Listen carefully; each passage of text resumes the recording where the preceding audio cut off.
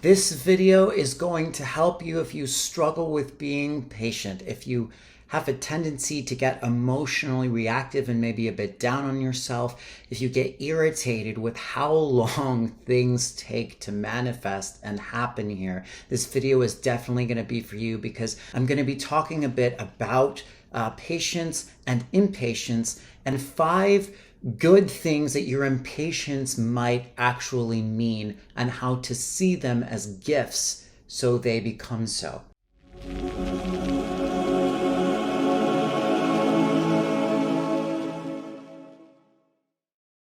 Hello, welcome back to my channel. My name is Adam, and I help people transform their fear, their trauma, and their mental blocks into love and freedom so that they can do whatever they want with their lives. Now, I have a philosophy, and the philosophy is this.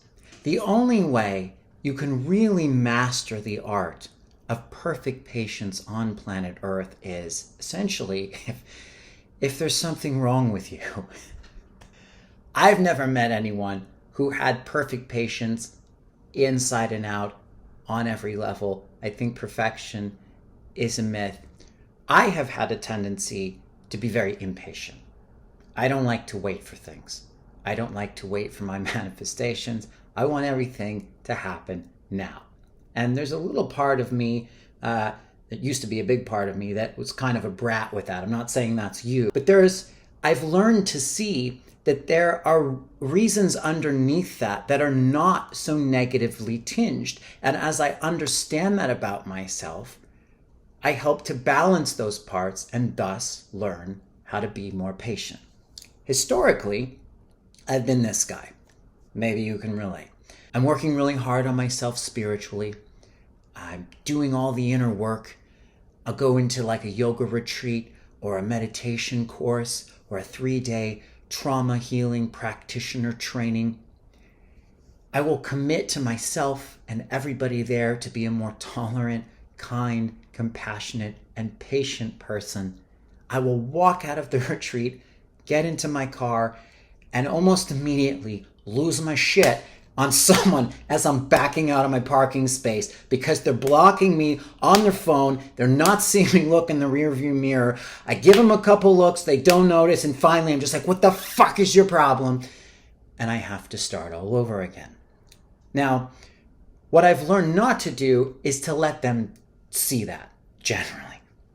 I don't take it out on other people. I've learned how to not outwardly react at people, but I wasn't able to not feel it. And that's kind of what I mean by it's impossible to fully master it. It's hard to not feel these things. Our responsibility is to what we do when we do feel them. Can you relate to that? Do you get down on yourself? Because things aren't happening in your time frame, or because you don't feel like you're a spiritually evolved enough person because you get frustrated or angry, or you lose your temper sometimes with people in your life. What exactly is impatience and where does it come from? Impatience tends to come from a few places, but one of them is being attached, right? Being attached to an outcome and a time frame. Wanting something to happen in a certain amount of time and really wanting it to happen, because then when it doesn't, we tend to get frustrated or have an emotional response. Impatience can also come from trauma. It can come from a dysregulated nervous system, the inability to just kind of calm down and relax. And every time you go out into the world, something triggers or jars that trauma loose, right? PTSD can be, mistaken for impatience, really. If you had a very traumatic childhood and you're sitting in traffic and there's a loud noise and you kind of, flip out, that could be misunderstood as impatience. It's all kind of very similar when you get deeper down to the energetic reasons. But that's definitely not a reason to beat oneself up. Patience, to me, is the ability to accept things as they are, to stay calm, to stay present, and to be as non-reactive and detached as possible without shutting down and becoming numb. But in order to really cultivate patience, we want to look at the parts of ourselves that aren't patient and be patient with them. That's really how you do it. And also lowering the bar a bit, right? Because if the bar is like perfect patient and being patient all the time, you're going to constantly be failing, which is going to piss you off and it's going to make you impatient. So here are 5 good things that your impatience might mean. Now, if you're watching this, this probably applies to you. There are some people that I feel like just tend to be kind of assholes, but those are very few and far between, truly. And before I start this, we tend to have frameworks for our 3D reality. But when we expand our lens into other dimensions of consciousness, we start to see how other dimensional beings would fit into a 3D reality and the friction that may occur because of that, which would manifest as a negative symptom or reaction, but ultimately it's the result of something positive. Now that doesn't mean that we don't still have to, learn how to be patient in this reality. And we don't want to, seek to be non-reactive and peaceful as much as we can. Of course we do. But again, when we don't see the negative aspects in a purely negative way, we begin to heal them, which naturally makes us more patient, because patience really is being in sync with what is, with the moment, with your body, with the earth, with the rhythms of the universe, and just flowing with it. But again, in this world, that's tricky. It's hard to just sit and be with the flow of the universe when you got to pay your rent in 2 weeks or you're getting kicked out on the street. That's quite a challenge because it's more difficult. So if you're out there trying to attain enlightenment, and I'll get into that in another video, the myth of attaining enlightenment, not that you can't attain it, but it's a whole other thing. If you're out there trying to attain enlightenment or working on yourself spiritually, and you're engaged and you're working and you're in relationships and you have friendships and you have a job, it's going to be harder. You're probably not going to be able to be Zen all the fucking time. So here are 5 good things your impatience might mean. 1, you're sensitive. Okay? I found I'm an extremely sensitive person, and it's harder to stay in sync with a positive space when you can feel everything going on around you. Not only that, but if you're highly emotionally sensitive, you're going to be emotionally reactive, because it's kind of the same thing. You feel things. And when you feel and sense the things, well, you have a response to those things. Now, whether you respond outwardly immediately with anger or you wait is up to you. But to an extent, you don't necessarily have control over not feeling the reaction inside at all. So we have a tendency, like I would have a tendency to judge myself for being like, oh, I reacted again, or oh, I'm frustrated again, because I want to be this perfect, centered, divine being. But as I've seen my sensitivity as a gift that also has a counterpart, because every gift has a negative aspect and a frustration and a struggle aspect, I've been able to be easier on myself and therefore become more in sync and become more patient. Number 2, you're a higher vibrational being. Now, I don't like to be like, well, some people are high vibrational and some people are low vibrational. I don't really want to get into judgment or comparison. But if you may have more higher vibrational tendencies, or your soul may have existed in many other states or spaces where things happened a lot quicker. I know that's been my history.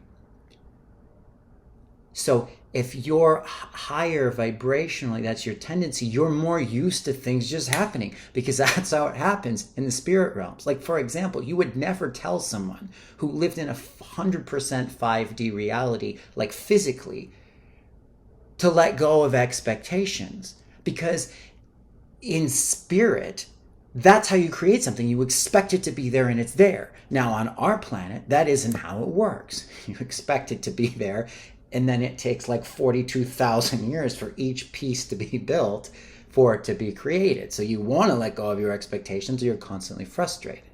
But just understanding that you may be more used to how things actually work, it takes some of the punishment and blame off of yourself. Now you still want to seek to, this is the game here, is how to be in 3D and be a higher vibrational being and master like being calm down here too. But again, easy on yourself. Number 3, another good thing your impatience might mean, you are frustrated by the injustice in the world.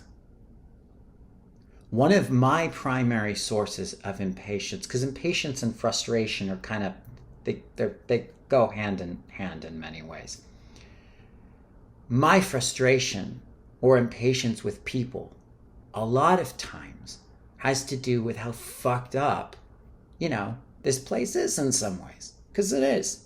People treat each other like shit. Not everybody. There's a lot of darkness on this planet. There's a lot of injustice. There's a lot of unfairness. There's a lot of arrogance and narcissism and lack of compassion. And that really deeply bothered me from the time I was very little. I never understood any of it. I remember being 3 and 4 years old just going like, where the fuck am I? Like, where am I? This place makes no sense to me. But see how that's actually a positive thing. And the anger is still something that I've, had to learn to deal with and learn to process. But as we get older, we lose touch with where things come from. And then it's just kind of under the surface, kind of rattling around. And then we have a tendency, or I've had a tendency, to get frustrated with the anger and judge it. But as I've learned that my anger actually comes from a really good place, I'm giving the anger like a loving space and a voice, which helps it kind of find peace, which is one of the hallmarks of patience. Number 4, you're passionate, right? You're passionate and you're engaged in life. I remember this John Lennon quote. I'm going to be paraphrasing, but he said something to the extent of, we need people with the courage and open-hearted vision to embrace life. Now, personally, I have spent a long time, studying, enlightenment and kind of monks and, gurus and stuff like that, because I've always wanted to be this exalted, perfect spiritual being. But so much of that writing involved people taking vows of like kind of disconnecting from society. And so the people that I've looked up to, or a lot of them, maybe weren't really living in the dirt and the trenches of life, because it's way harder. So if you're passionate about something and you want it to happen and you care about it, there's gonna be more friction, because it's really where the impatience comes from. It's just a friction between like the space you want to be in and the space that your reality actually is in now. And when you kind of connect the friction to the intention, and you can honor the intention and what's behind it, you dissolve some of the friction. Now, the number 5 good thing your impatience might mean is that you're meant for something really positive, really good, and you're not quite there yet. That was a big thing for me. I've always felt like a calling to something important, to something that involved helping a lot of people, to something that involved, shining my light or embracing my gifts. But what I've come to understand is I had to go through all these different really frustrating challenges in order to learn what I've needed to learn in order to pass any of it on. So if you're impatient with where you are in your life, I mean, sometimes it does. It's just kind of like, it just fucking sucks. You gotta wait, and there's not a lot to be done for it. But when you can acknowledge to yourself that it's for a good purpose, when you can connect the frustration of the present to a positive future, and let that future kind of guide you through the friction, it helps to dissolve it as well. So I hope this helped. Please comment below. Let me know if you have any questions or revelations. Please like and subscribe to the channel. And feel free to let me know if there's any other topics you'd want to hear me cover in the future. And thank you so, so much. And until next time.